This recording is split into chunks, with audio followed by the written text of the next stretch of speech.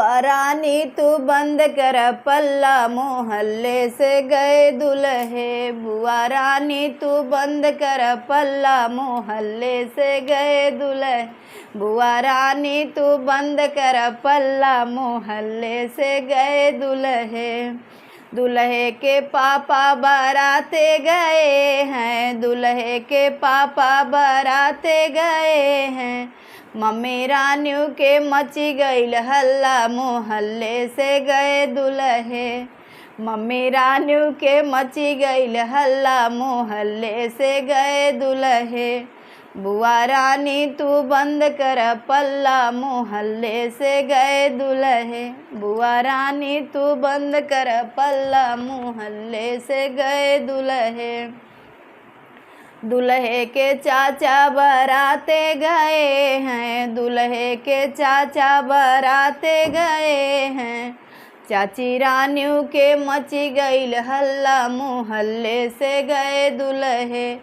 चाची रानियों के मची गईल हल्ला, मोहल्ले से गए दुल्हे।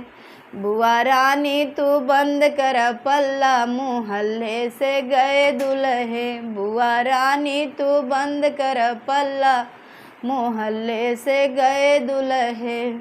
दुल्हे के फूफा बाराते गए हैं, दुल्हे के फूफा बाराते गए हैं। फुआ रानियों के मची गईल हल्ला, मोहल्ले से गए दुल्हे। फुआ रानियों के मची गईल हल्ला, मोहल्ले से गए दुल्हे। बुआ रानी तू बंद कर पल्ला, मोहल्ले से गए दुल्हे। बुआ रानी तू बंद कर पल्ला, मोहल्ले से गए दुल्हे। अरे दुल्हे के जीजा बाराते गए हैं, दुल्हे के जीजा बाराते गए हैं। उनकी दीदी रानियों के मची गईल हल्ला, मोहल्ले से गए दुल्हे।